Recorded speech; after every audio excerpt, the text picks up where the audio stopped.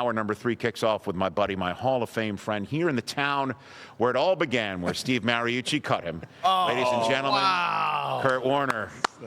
That's where I'm going to clap. That's so began. Yeah, it was a quick beginning, but it all began. That's one of my favorite Hall of Fame moments is when Holmgren was on the set with Mooch and you, and they were all like, no, it was him. Right, pointing fingers. Him, it's always going to be Mooch. Like, you're sitting there. I don't really know, but it's always going to be Mooch. It was just great. You're sitting there in your jacket. Right. In Canton, Ohio. Right. Behind us is the museum where your bust is residing forever. Yeah. And there are the two coaches who are blaming each other for cutting you. It was awesome. And I was happy for you. And I'll see Ron Wolf, and he'll walk by me, at those different things, and it was Mooch. It was Mooch. Like, that's what everybody says. It was Mooch. Rich, it's like that Spider-Man thing where all 3 Spider-Men are just... Yeah, the point is that, Jeff, it was your fault. Right. And I thought of you too. I passed a Hy-Vee on the way in here, man. All right, there you go. You know what I mean? It's all the makings of your journey are all over this town right here, man. Sprinkled along the way. But it's just, again, another reminder of how crazy difficult it is to evaluate quarterbacks in this league, And so how do you evaluate this quarterback class? I'm sure you've grinded all the tape in advance of tonight, Kurt. I have, and you know how I am, Rich, is that I'm not the huge draft guy. I know that. Because I believe all of these guys have to get better if they're going to be great at the next level. So what we're evaluating is how good they were in college, which I get it. That's all we can do. And I think this is a good, solid group of college quarterbacks. Like, you can go 7, 8 deep of guys that had really good college careers.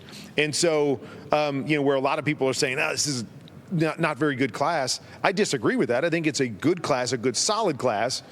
But the question becomes, who's transcendent? Who can be a guy at the next level, and especially when you look at where our league is right now. Mm-hmm. I mean, if you go down team to team throughout the NFL, we have got a handful of teams that need quarterbacks.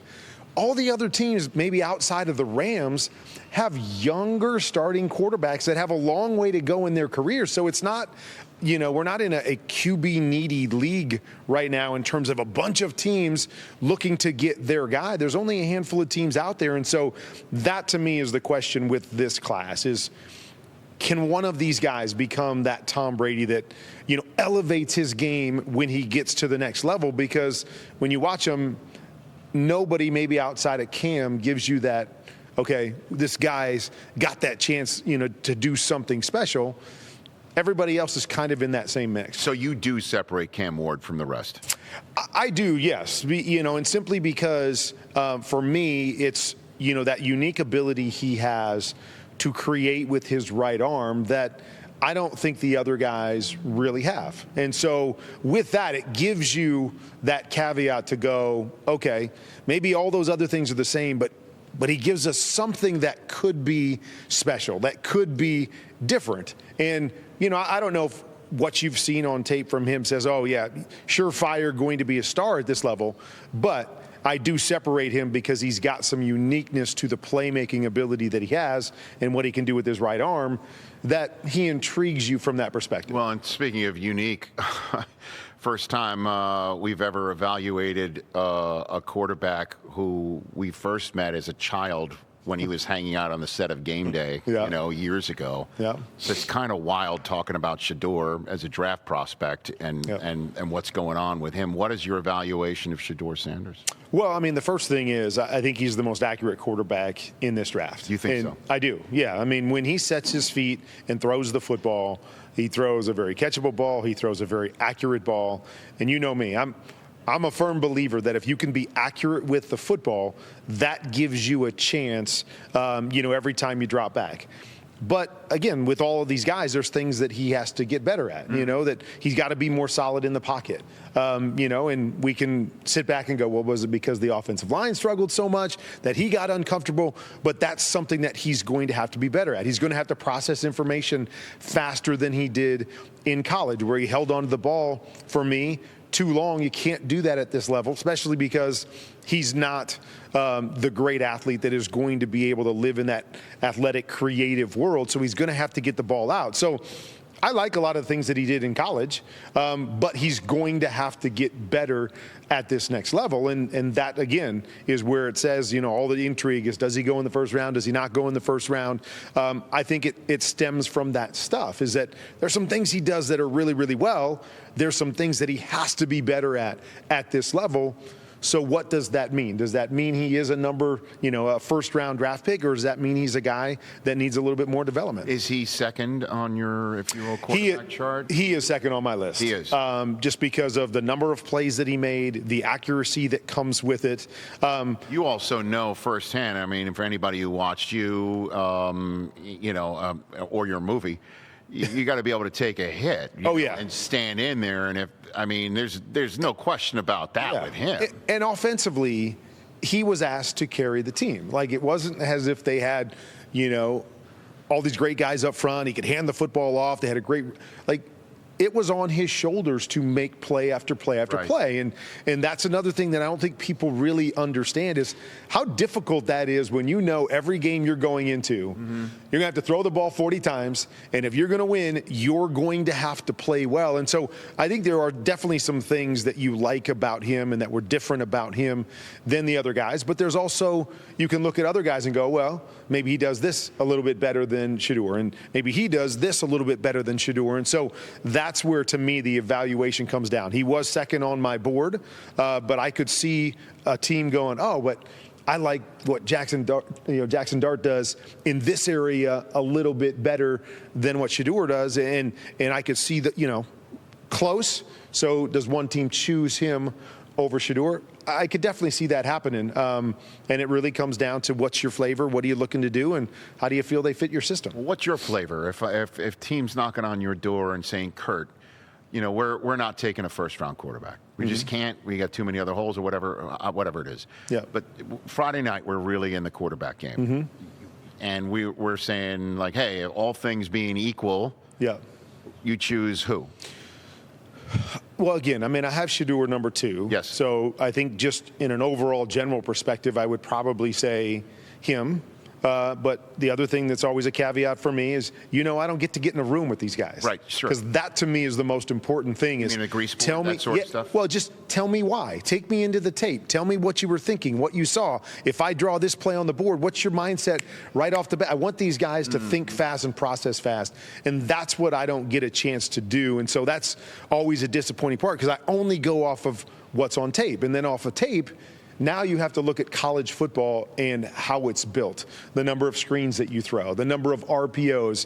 So which team is drafting these guys? Because that would be another question for me. Is fit is understood, but this is not nuanced. No, but I need an answer. Well, again, because Shedeur is number 2 on my board, that's probably where I'm going. So let's take him out of the mix. He's gone. Okay. So who's next? You got Dart, or you got, everyone, people talk about Milroe with a huge ceiling. The analogy I heard was lottery ticket when you draft him. Yeah, so I don't know. Again, with him is that first thing I'll say is his throwing ability in certain games that you watched is better than I think people give him credit for. And so I think that's a huge upside to go along with the playmaking. But his technique too often created missed throws for me. So that would be a hard one for me. Okay. If I was expecting this guy to play within the next year or two, it would be hard for me to go that route. I think it's either Jaxson Dart or Tyler Shough would be those two guys. And Shough intrigues me because I love his feet. I think he's got a live arm. He's got, a lot of traits that I really, really like. And I noticed at the combine when he was done, our cameras caught you and Shough chopping it up. What was he picking your brain about, if you don't mind I was talking to him just a little bit about technique, because there were some throws that got away from him with technique. Footwork stuff. Okay. Finishing throws. There were times that he lets his feet get away from the throw because he's talented, but it also costs him a lot. So we were just talking about some of those things of, instead of worrying about impressing somebody because I can throw off balance or I can throw with my feet going this direction, make every throw by working to get your feet in the right direction, in the right position to throw. And so, yeah, we've had a little bit of conversation since the combine on some different things that I saw when I was watching tape. So I like both of those guys, and I think it would really come down to I want to sit in a room with them. I want to pick their brain, see what kind of football people they were to separate them. But those would be my next two that are in the mix. What about McCord and Howard, the two Ohio State guys in succession here? I mean, Kyle McCord, I really like. Again, I think the caveat with him is he threw more than anybody in college football, so there's going to be more mistakes. There's going to be, more turnovers for a guy like that. But I thought in what I call intermediate throws, so like 10 to 20 to 25 yards, I thought he was the best thrower in this class at continually making those intermediate type throws. And so he was asked to carry a team. He was asked to throw every time out. Really like him. I wonder the physical upside, the throws down the field when he's, off platform. Can he create those kind of throws at the next level? And then Will, I watched Will play at K-State with my son Cade for a couple years, where I thought a project as a thrower. Then he goes to Ohio State, was forced to be more of a thrower there. I thought he made great strides. So I still think there's room for him to grow. My biggest thing with Will is I'm just not sure he's a natural thrower. There's some guys where it's just easy and natural. Other guys are trying to, create those throws. And that's my question with Will is he that natural thrower, which is what I'm going to always want at the quarterback position, where it's just fluid and it's just normal and they make the throws that they're supposed to make every time. And he didn't always do that. And then there's another guy. I mean, we just mentioned the two guys who followed C.J. Stroud in Columbus, and the guy who was with C.J. Stroud in Columbus, and Quinn Ewers coming out of Texas. He's there, too. What's your evaluation? Well, and there's the flip side. Talk about a natural thrower, a gifted thrower of the football. Throws with great touch. Sometimes people go, it's too much touch. I don't think that's a thing as long as the ball gets there. So there was a lot of really, really good things that I liked about Quinn Ewers, which I wasn't sure when I went into the tape what I would see. Really liked a lot of the stuff. Because he's a gifted thrower, his technique would get away, and that would cost him at times. But I think he is one of those guys that somebody's going to take a chance on because of the physical ability. And if he can clean up, some of the things, technique-wise, I think he's got a chance. Now, before I let you go, man, because this all leads to something that I think we've talked about multiple times when you've been on this show, Kurt, which is most of these players will not. Cam Ward's starting week 1. We can make that. We can pretty much say something as for sure, as declarative as that. The rest of the class don't know. These guys usually do get pushed up a little faster. Mm-hmm. It's the development. Like, these guys could be great quarterbacks down the road. But how do you develop these guys, man? And so, there is no Arena League. There is no Amsterdam Admirals. Those are, again, we're talking about the DNA of your journey. So I'm an owner in the NFL. I am now, I'll send my jet for you. Okay. Oh, thank you. You're welcome. Appreciate that. I'm sending my jet for you to come speak to the membership at the National Football League and say, you tell us how to change the rules or what to do to develop quarterbacks in this league. Kurt Warner, you tell me because I want to do, like, if I'm drafting these kids tonight or tomorrow night or Saturday, and I know they're going to have to play, how the hell am I getting them ready? I think I want to know. It's a great point. And I would say the first thing is you've got to give me more time with my guys in the offseason. Even if it is just that position there's more that goes into playing quarterback and that you have to work on that you just can't do it during the regular season. You just don't have time to really do it. Or, as you're alluding to, we need another league. Like, I often, in my journey, started here in Green Bay and I was cut by Green Bay. And I tell people all the time, from the day I was cut in 1994 from the Green Bay Packers until the day I retired from the NFL in 2009, Brett Favre did not miss a start in the National Football League. He did not miss a start in the National Football League. Right. And the reason I say that is because had Mooch not cut me, and had I made it with the Packers, I'd have never played football.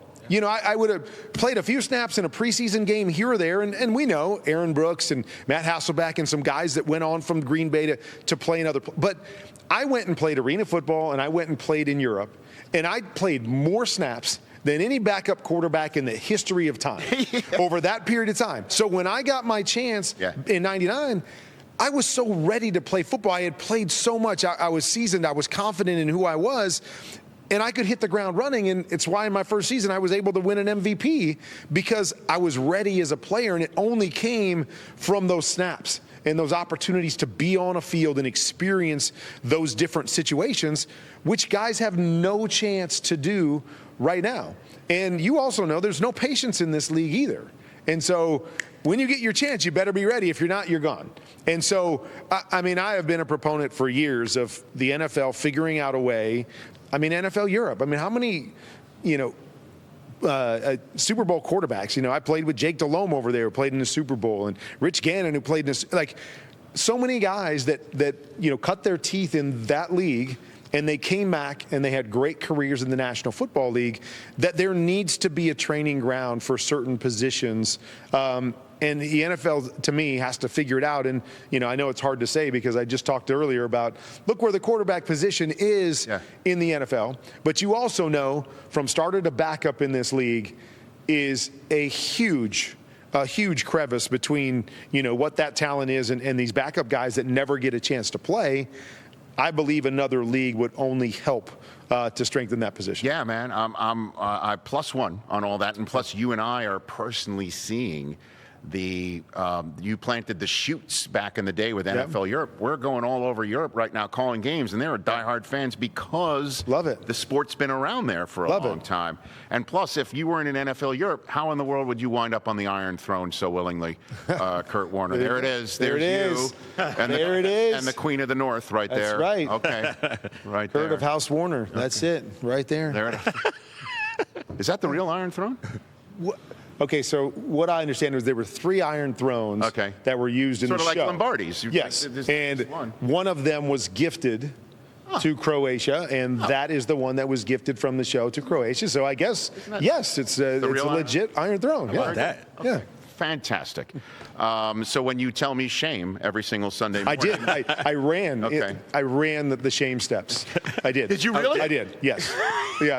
I ran did you have a bell with you? A couple mornings. I did have clothes on.